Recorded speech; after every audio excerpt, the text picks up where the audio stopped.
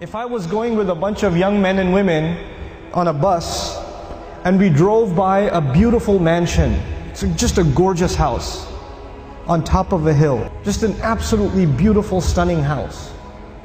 And the driveway into the house, there's a gorgeous car parked outside. And on the back of the house, there's this incredible backyard and a swimming pool and all of it. I mean, whatever you can imagine is there. It's like it's a piece of Jannah on earth. And you see the guy walking into his house. We're driving on this bus and we see this guy walking into his house. And I asked these young men and women, do you think that guy's successful? Do you think he's successful? Overwhelmingly, what is going to be the response? Yeah, that's pretty successful. And the guy, look at him. Look at what he's accomplished in life. That's a pretty successful person. Okay. When you take a picture of someone graduating from college, they're shaking hands with the president of the university, they're being handed their diploma, and somebody asks you, you think that's successful? What are people going to say? You know, it's going to be Muslims and non-Muslims. Everybody's going to say that that is a kind of what? Success. When somebody gets a job, is that a kind of success? Sure.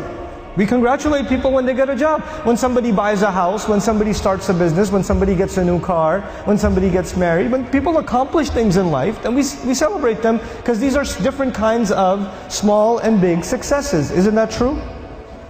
So the bus keeps driving and we see a man, a homeless man, who's living in a cardboard box on the street. And he looks like he's wearing clothes from a couple of years. And you don't want to go close to him because of the smell. And I ask my students, do you think that guy's successful? What do they say? I say, he's not successful. Now imagine if I was riding in this bus, but in this bus there were not Muslim boys and girls, but they were Christian boys and girls, or Jewish boys and girls, or atheist boys and girls, or agnostic boys and girls, or Buddhist boys and girls. And I asked them the same exact question. Do you think their answers would be the same? Yep, their answers would be the same. That's the problem. The problem is the way we think about success and the way we think about failure. For Muslims, it's supposed to be different.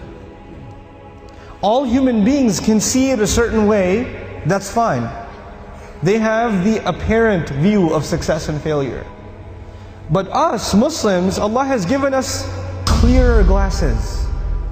And once you look at reality through these glasses, you see something other people cannot see. You see something other people cannot see. So when you put those glasses on, then you start thinking about the Book of Allah and you realize that one of the most beautiful, captivating, magnificent homes that was ever built was the castle of Fir'aun. It was one of the most amazing homes ever built. And if our bus was driving by the castle of Fir'aun and he was walking into his house and I asked my Muslim children, is that successful?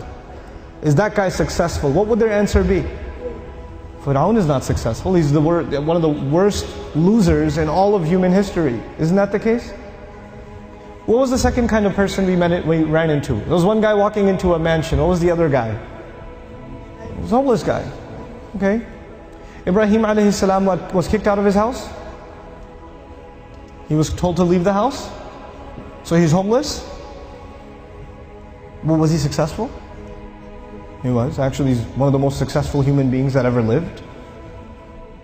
Now the Quran is teaching me that a homeless man is successful and an incredibly wealthy man is what? A failure.